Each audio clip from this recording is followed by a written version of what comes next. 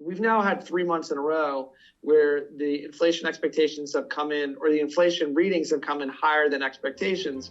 And so now the Fed is in a tough situation.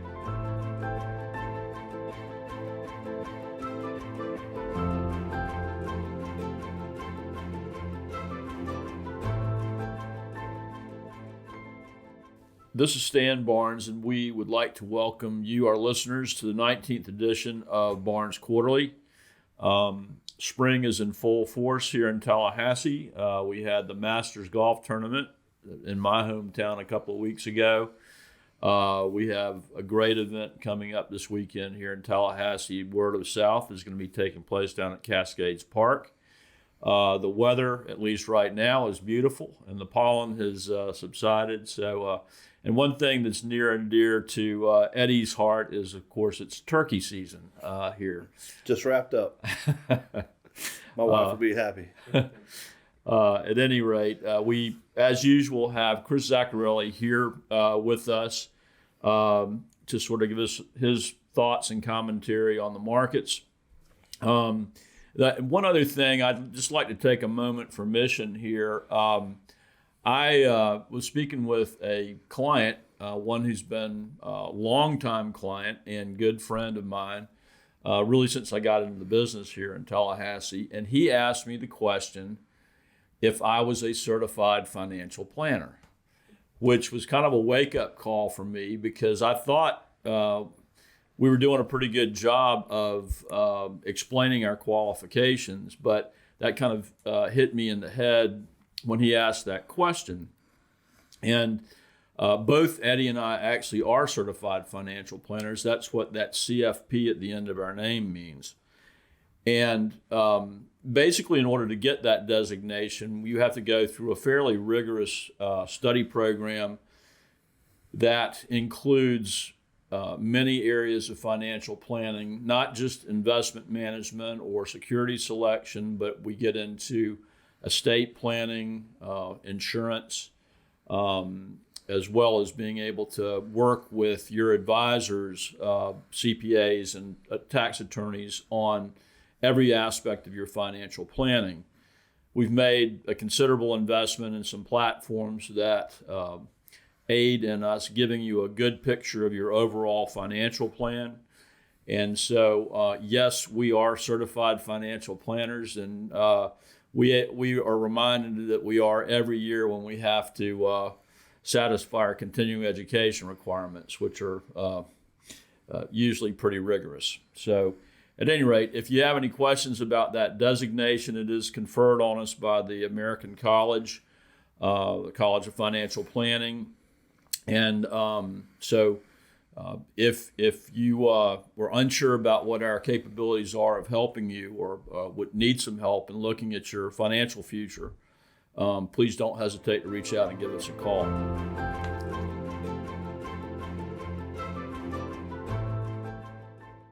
So the first quarter of 2024 was a pretty good one. We saw one of the best starts to the year in 5 years. We saw the S&P 500 up over 10%, the all-world index, which takes into account international investments, up around 8%. And so it was a really good start. Then we came into the second quarter, April, the month of April, and that was the end of the month. We've already seen a little bit of a pullback. The month of April had started off pretty slow, a little bit of a pullback in stocks and in bonds, seeing bond yields higher, prices lower, stock prices lower, and heading into a really big earnings season, of which this week, the third or towards the end of April, the fourth week in April, is one of the largest reporting weeks within the S&P 500. So around 30% of the stocks in the S&P 500 will be reporting this week. And so we're expecting to see some pretty big earnings from some of the largest companies in the index. And heading into this week, things had been down, but already the first day of the week, we saw a pretty big up session. And as we're recording this on a Tuesday during that week, we're seeing an even bigger up session. So it looks like some of those losses are being recouped as we speak. And I think it'll really come down to earnings to determine the path of the S&P and more likely the broader stock market over the next couple of months and potentially set the tone for the rest of the year. It's really gone from being a Federal Reserve rate cutting story to a company earnings story. It seems like Powell sort of, I mean, I know he claims he's very data driven, but it seems like he's kind of sort of flipped back and forth from being very hawkish to very dovish to very hawkish again. And, I guess that's based on the numbers that are coming out. Yeah, I mean, I think the Federal Reserve has had a really tough time in this cycle. Clearly back in 2021, they thought inflation was transitory. Instead, it ended up lasting over a year, even close to 2 years. We saw inflation spike in the summer of 2022. The Fed did at that point start to react, and they raised interest rates very quickly. So they were really slow to raise rates.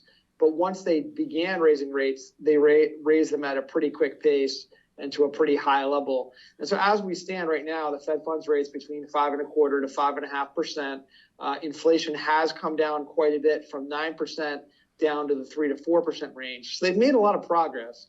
And so I would say coming into this year, towards the end of last year, Chairman Powell and a lot of the Federal Reserve governors were feeling a lot more confident about their ability to bring inflation back down to their 2% target. And as those inflation levels were coming back down, they started talking about interest rate cuts. And unfortunately for them and for all of us, inflation stopped coming back down at such a measured pace. And as we sit in the beginning of the year in 2024, we've seen a number of inflation readings, whether that's the Consumer Price Index, the CPI, or the Personal Consumptions Expenditures Index, which the Fed also looks at, the PCE. Those two broader measures of inflation have been either going slightly back up again or at least staying the same and not continuing their downward trajectory. So again, the Fed in the beginning of this process was really trying to look through the data. Chairman Powell looked at the first time that the inflation was higher than expected and said, we're just going to look through it. Same thing with the second time. We've now had 3 months in a row where the inflation expectations have come in, or the inflation readings have come in higher than expectations. And so now the Fed is in a tough situation. They've been talking about rate cuts. They've been feeling pretty good about their ability to contain inflation. And now some of those assumptions have been challenged. And so now they're backing off their rate cutting rhetoric. The last few governors to speak, and Chairman Powell was one of them, said, well, we can keep rates higher for longer. We don't necessarily need to rush to cut interest rates. So the good news for all of us as consumers and as stock market investors is that they're not talking about raising interest rates. I think that would be significantly negative for the market. On the other hand, the idea that they'd be cutting interest rates relatively soon seems like that's going to be put off into farther in the year.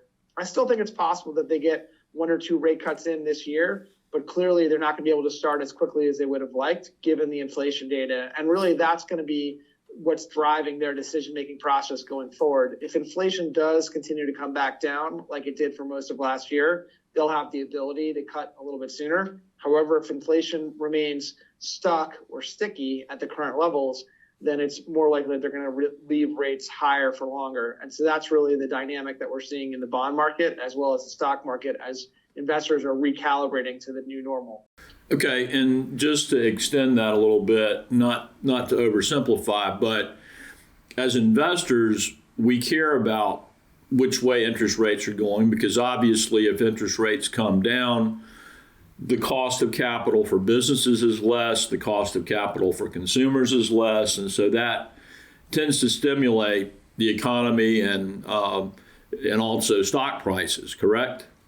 Yes, that's exactly right. I mean, ultimately, the Federal Reserve's main mechanism for trying to speed up or slow down the economy is interest rates. And as you mentioned, as they raise interest rates, that typically increases the cost of capital across the board. And conversely, when they lower interest rates, that lowers the cost of capital. There's often a lot of lags in between raising and lowering interest rates. You don't see the results immediately, but all things being equal, that's the process with which they impact the economy. And so that's why I think a lot of stock market investors were anticipating lower rates to stimulate the economy and stimulate the stock market. And right now, it looks like that's going to be put off a little bit longer. So the story in 2023 was about the Magnificent Seven, and I think hopefully maybe by now everybody knows what those seven stocks were, but large tech was all about large tech. And we ended up with a really good finish to 2023 performance-wise in the stock market. That seems to be maybe the theme seems to be changing a bit in 2024. Could you kind of expand on that, at least in second quarter anyway? Yeah, absolutely. So, to your point, the S&P 500, despite being made up of, approximately 500 stocks, around 500 companies, a very small proportion of them last year really drove most of the gains. They got the nickname, the Magnificent Seven, seven of the largest companies in the S&P 500, many of which were in the technology sector or technology related.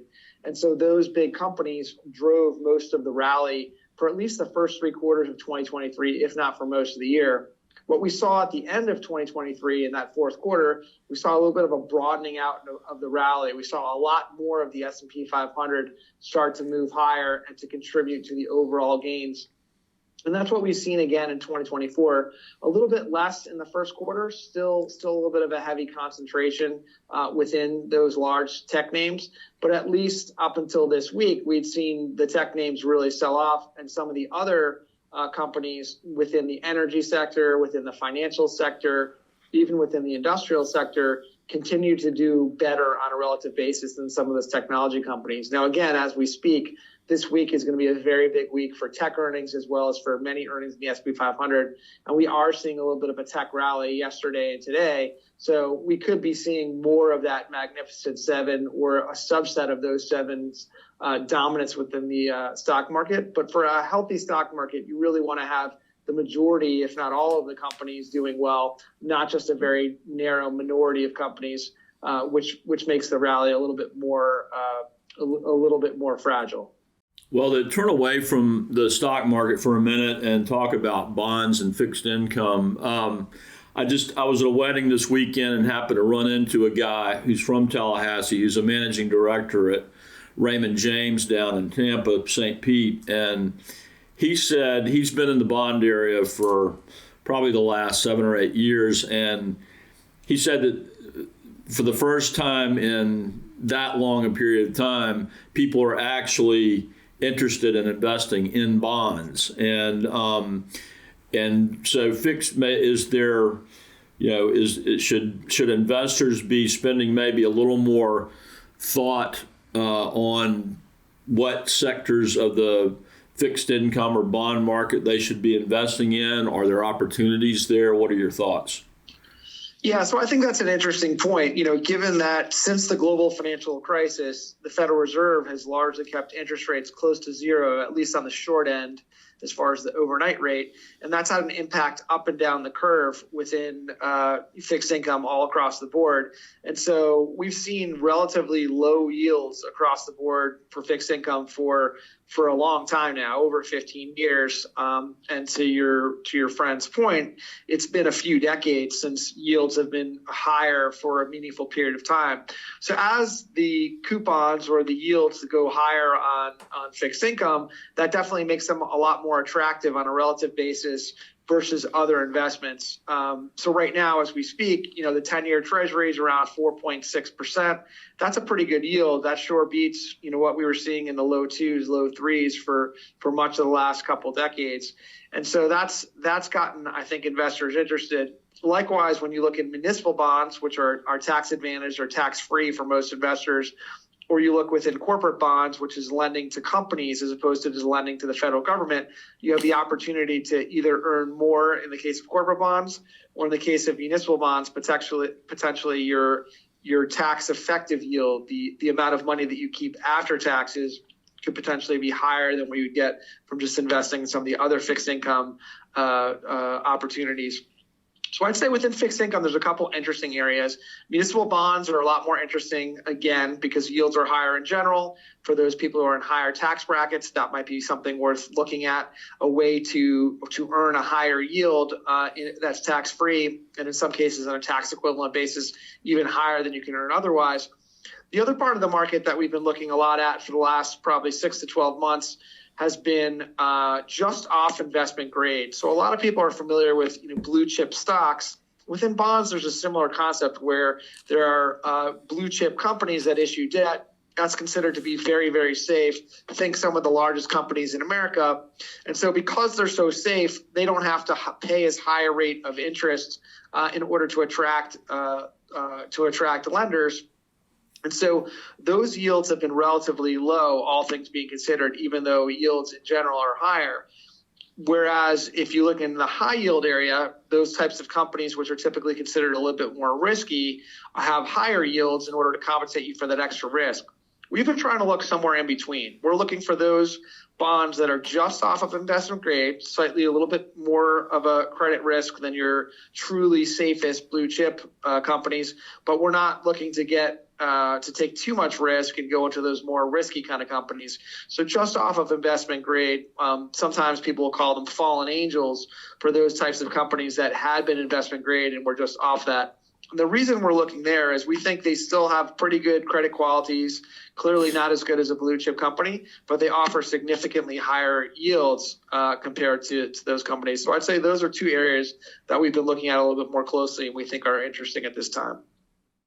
I know earnings are coming up here this week for some of the companies, but in between earnings, they seem to be really sensitive to any time they talk about rate hikes or dropping the rates, pushing that out further. When companies that have that much cash don't really seem to be that dependent on one or two, rate moves. Why do they seem to be so sensitive to that? Yeah, that's been a really interesting dynamic. Over the last few years, we've seen a lot of cases where when interest rates were going higher, the technology stocks were disproportionately getting hit. And then when interest rates were going lower, they were doing better. And I think there was a feeling in the investment community at one point that because most technology stocks are fast growers, a lot of their future earnings are farther off into the future. There's a concept called net present value. And so the idea is that the farther your cash flows are into the future, the more you would discount them as interest rates are higher. And conversely, the less you would discount them as interest rates are lower. It's a little bit more of a advanced financial idea, but the idea is just, anything that you paid now is worth more to you than something paid off into the future. And so interest rates can, affect that calculation. And so for a while, we were kind of seeing that relationship where it seemed like whenever the 10-year Treasury started to see the yields go higher, you'd see technology stocks disproportionately selling off and vice versa. I think what we've seen over the last few months is a lot of that relationship has started to change. I think people have started to realize that amongst a lot of these large technology companies, not the smaller companies, not the more speculative technology companies, but these larger companies that we all know by name, those household names, they have continued to be really strong earners. And I think people are starting to realize that even though they may have really large cash flows far into the future, they have very large cash flows right here and now. And so I think people have started to gravitate a little bit more towards those large technology companies just because they have such stable business models, because they are so large, because they have such a big competitive advantage. So I've noticed, at least in this year, in recently, we've seen a little bit less of that relationship. It's almost as if people are using the technology companies as a little bit more of a sure thing in the short run, even though they have the opportunity to grow more in the future. And if you can tell by me using that phrase, that always makes me a little bit nervous. There's no such thing as a sure thing. There's no such thing as a free lunch, definitely not in finance. And so I think people have to be careful. You can have some of the best companies in the world, but if they're too expensive, you may want to be careful because those future returns off of those much more expensive investments may not be as high. And so that's always the art of investing as opposed to the science. Is just looking at not only are you investing in something that's a really good company or a really good asset, but how much are you paying for that, and are you paying too much? And so right now I would say it's a mix. You're really seeing some divergence amongst those Magnificent Seven, and you're seeing investors start to take an opinion on whether some of them are too expensive at this point. You're seeing their stock prices move a little bit sideways or even go down. Or, do they continue to have more opportunity down the line? So the market's constantly asking that question and at least in the short run answering that question. But that is a really interesting dynamic and one that we have seen over the last few years. All right, Chris. Well, I appreciate the comments, and I guess we've covered enough ground today, and we'll save some for the next podcast. That sounds great. Always good speaking with you and Stan. And of course, I'm so grateful for all of our listeners to all of our conversations and look forward to us having the next episode.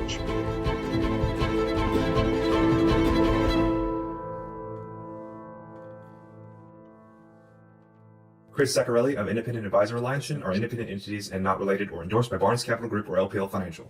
There is no assurance that the techniques and strategies discussed are suitable for all investors or will yield positive outcomes. The purchase of certain securities may be required to affect some of the strategies. Investing involves risk, including the potential loss of principal. The economic forecasts set forth in this material may not develop as predicted, and there can be no guarantee that the strategies promoted will be successful. Dollar cost averaging involves continuous investment into securities regardless of fluctuation in price levels of such securities. An investor should consider their ability to consider purchasing through fluctuating price levels. Such a plan does not ensure profit and does not protect against loss in declining markets. Asset allocation does not ensure a profit or protect against loss. This material contains only general descriptions regarding insurance needs and products. This content is not a solicitation to buy, sell, or replace any existing policy. Please speak to a financial professional regarding your specific insurance needs prior to taking any action. All performance reference is historical and no guarantee of future result. The opinions voiced in this show are for general information only and are not intended to provide specific advice or recommendations for any individuals. To determine which investments may be appropriate for you, consult your attorney, consultant, financial advisor, or tax advisor prior to investing. Securities offered through LPL Financial, member FINRA SIPC. Investment advice offered through Independent Advisor Alliance, a registered investment advisor. IAA and Barnes Capital Group are separate entities from LPL Financial.